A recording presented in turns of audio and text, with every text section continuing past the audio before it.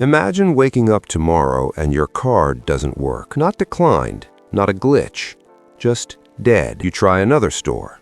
Same result. The ATM screen blinks, apologetic. Your banking app loads forever. Within hours, shelves start to empty. Within days, salaries are frozen. Within weeks, the economy starts to seize. Not because the country ran out of money, but because one payment system stopped working. Modern economies don't run on cash, gold, or even banks.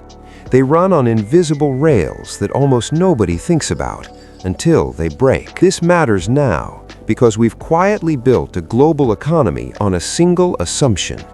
Payments will always clear, instantly, silently, forever. And that assumption is wrong. To understand why, we need to zoom out, then zoom way in. At its core, an economy is a promise machine. I give you something today. You trust that I'll be paid. Money is the memory of that trust. Payment systems are the memory keepers. They don't create wealth, they just answer one question.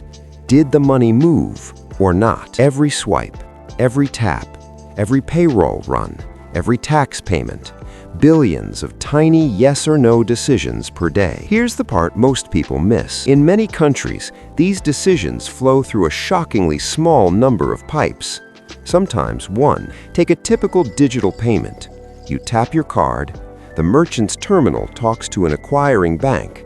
That bank routes the request through a network. The network talks to your issuing bank. The bank checks your balance, and then the answer flows back the same way. All of that happens in about 2 seconds. And if any critical node fails, the answer is simply no. Not try again later, not partial payment, just no. Now imagine that failure doesn't last 2 seconds, it lasts 2 days. This isn't hypothetical. In 2018, Visa experienced a hardware failure in Europe. Millions of transactions failed simultaneously. Trains stopped, supermarkets froze, gas stations closed. Cash suddenly mattered, except many people didn't have any. Sweden, one of the most cashless societies on Earth, has had to remind citizens to keep physical cash at home. And that's the benign version of this story. The real danger appears when payment systems are deliberately cut off. When a country loses access to a core payment rail, the economy doesn't slowly weaken, it hits a wall. Iran experienced this when disconnected from SWIFT, the global financial messaging system. SWIFT doesn't move money, it just sends instructions. But without instructions, banks can't talk. Exports stall, imports freeze, foreign currency dries up. Russia faced a harsher version in 2022. Sanctions cut off banks, cards stopped working abroad, supply chains snapped. The ruble didn't vanish, the state didn't collapse, but friction exploded. And friction kills modern economies faster than any shortage of money. Here's the math most people ignore. In a cash-based system, delays are survivable. In a digital-first economy, velocity is everything. Salaries paid electronically, rent collected electronically, taxes deducted electronically, supply chains settled electronically. When payments slow, everything downstream slows faster.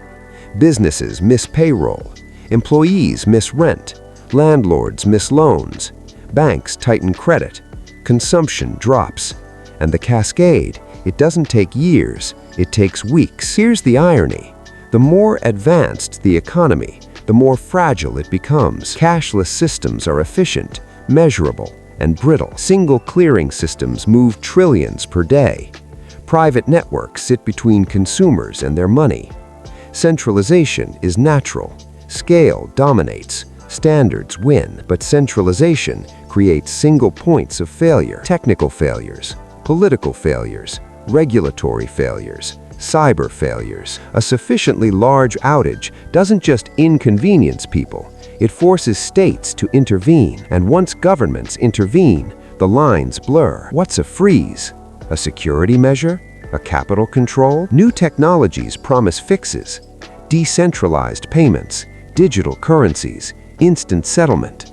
Some help, some don't. Even the most advanced systems rely on trust, governance, and infrastructure. Servers exist somewhere. Rules are enforced by someone. Access can be revoked. Payment systems are strategic assets now. They shape trade, influence diplomacy, and determine who gets paid first. And when one system goes down, the economy doesn't ask why.